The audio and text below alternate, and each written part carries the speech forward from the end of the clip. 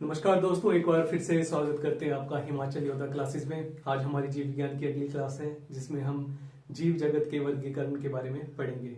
इससे पहले वाली जो हमारी क्लास थी उसमें हमने जीव जगत के इतिहास के बारे में देखा था।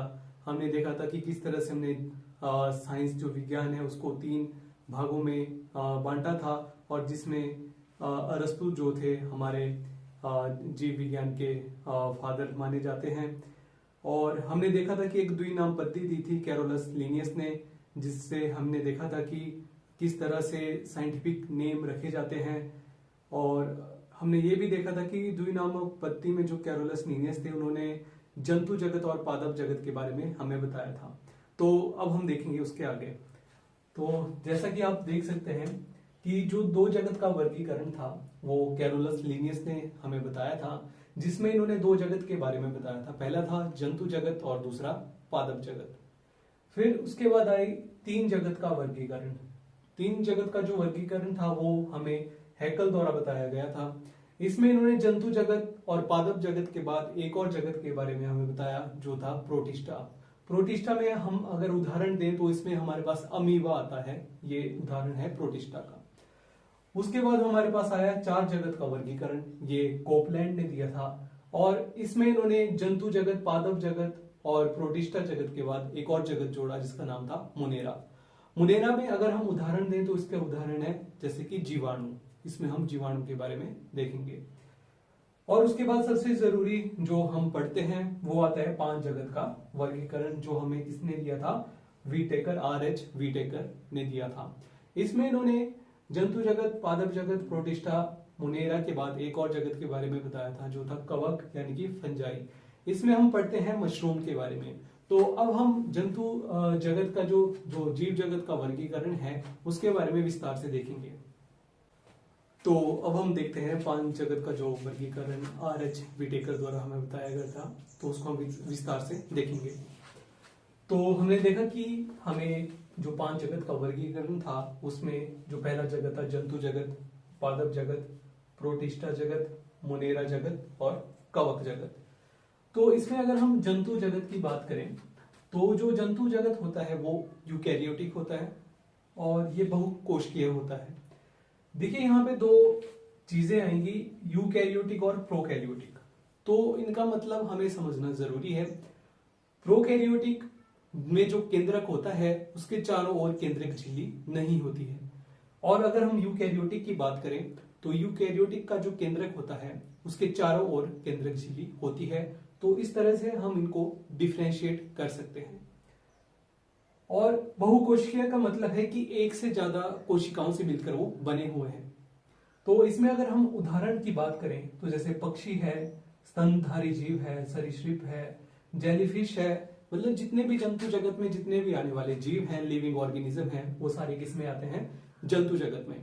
अगर आपसे पूछा जाए कि इंसान या आप लोग किस जगत में आते हैं तो उसका उत्तर है कि आप भी जंतु जगत में आते हैं। मतलब जितने भी इंसान हैं, मानव हैं, वो सारे जंतु जगत में आते हैं।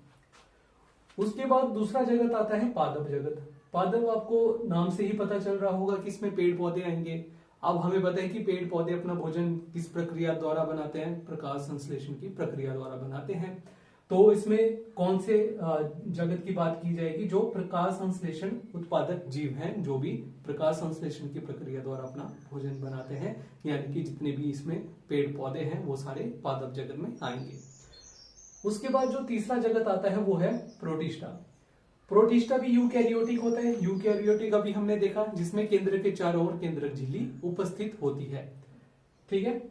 और ये कैसा है? एक कोशिकीय। अगर जंतु जगत देखा हमने कैसा था? बहुकोशिकीय। लेकिन ये कैसा है? एक कोशिकीय, सिर्फ एक कोशिका इसमें पाई जाएगी। जैसे कि अगर हम इसके उदाहरण की बात करें तो अमीबा हो गया, प्लाज्मोडियम है, पैरामीशियम है, ये सारे किसके उदाहरण है? प्रोटिस्टा के। और इसके बाद आता है अगला मुनेरा जगत। मुनेरा जगत कैसा है? प्रोकैरियोटिक। प्रोकैरियोटिक का मतलब केंद्रक के चारों ओर केंद्रक झिल्ली उपस्थित नहीं होगी, एब्सेंट होगी, ठीक है। अगर हम इसके उदाहरण की बात करें जैसे जीवाणु है, साइनोबैक्टीरिया है, आर्कीबैक्टीरिया है, ये सारे किसके उदाहरण है? मुनेरा के। और उसके बाद आता है कवक, जो हमारा 5वां जगत है, कवक फंजाई के नाम से जिसे हम जानते हैं। जो कवक जगत है इसमें हमारे पास कैसे जीव आते हैं, वो है विषमपोषी। विषमपोषी का मतलब है जो सड़े गले जो कार्बनिक पदार्थों हैं उससे अपना भोजन बनाते हैं, उससे पैदा होते हैं, तो उनको बोला जाता है विषमपोषी। इनको हम एक और नाम देते हैं जिसको हम क्या कहते हैं, मृतजीवी कहते हैं।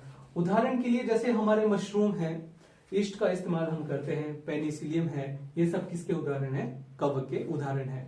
अब इसके बाद हम इससे रिलेटेड कुछ प्रश्न करेंगे जिससे आपको थोड़ा सा आइडिया हो जाएगा कि प्रीवियस ईयर में किस तरह के प्रश्न आते हैं और हम अपनी तैयारी किस पॉइंट ऑफ व्यू से करें। तो अब हम देखते हैं इसके बारे में कुछ प्रश्न। जैसे कि हमारा पहला प्रश्न है, कैरोलस लिनियस को किस रूप में जाना जाता है।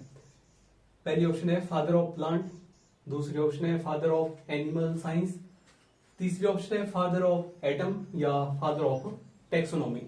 तो इसके बारे में हमने अभी अभी पढ़ा था कि कैरोलस लिनियस को किसके नाम से जाना जाता है, फादर ऑफ टेक्सोनॉमी के नाम से जाना जाता है।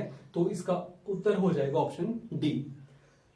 दूसरा प्रश्न है, कौन सा यूकैरियोटिक जीव का उदाहरण नहीं है। तो इसके बारे में भी अभी हमने देखा।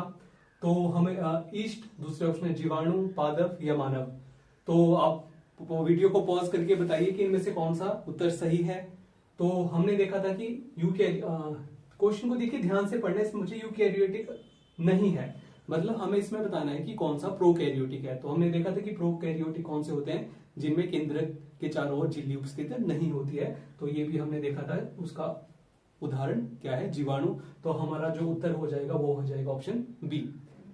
हमारा तीसरा प्रश्न है, किस जगत में या किन जगतों में केवल एक कोशिकीय जीव होते हैं। एक कोशिकीय मतलब सिर्फ एक कोशिका वाले जीव होते हैं।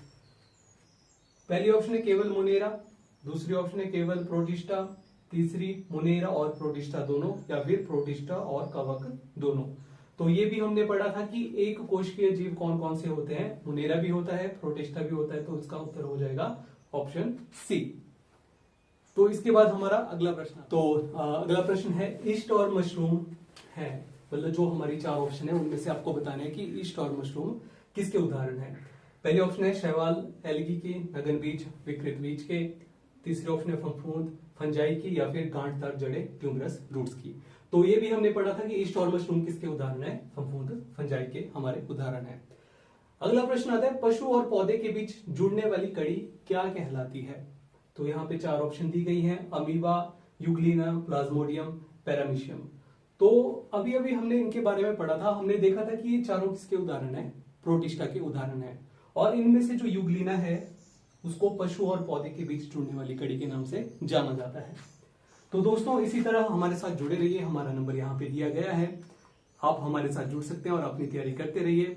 एक बहुत ही मशहूर शायर थे जिन्होंने कहा था कि पूरी धरा भी अगर साथ दे तो कुछ और बात है, तू अगर जरा भी साथ दे तो कुछ और बात है, तू अगर जरा भी साथ दे तो कुछ और बात है। यूं तो चलने को एक पांव से भी चलते हैं लोग, यूं तो चलने को एक पांव से भी चलते हैं लोग, अगर दूसरा भी साथ दे तो कुछ और बात है। तो दोस्तों हम आपके लिए पूरी डेडिकेशन के साथ ये वीडियो लेके आ रहे हैं, आप भी इसी तरह से अपनी डेडिकेशन दिखाइए, और जब हम दोनों मिलकर काम करेंगे तो हमारी सफलता निश्चित है, हमें उस सफलता से कोई भी नहीं रोक सकता। धन्यवाद, आपका दिन बहुत बहुत शुभ हो।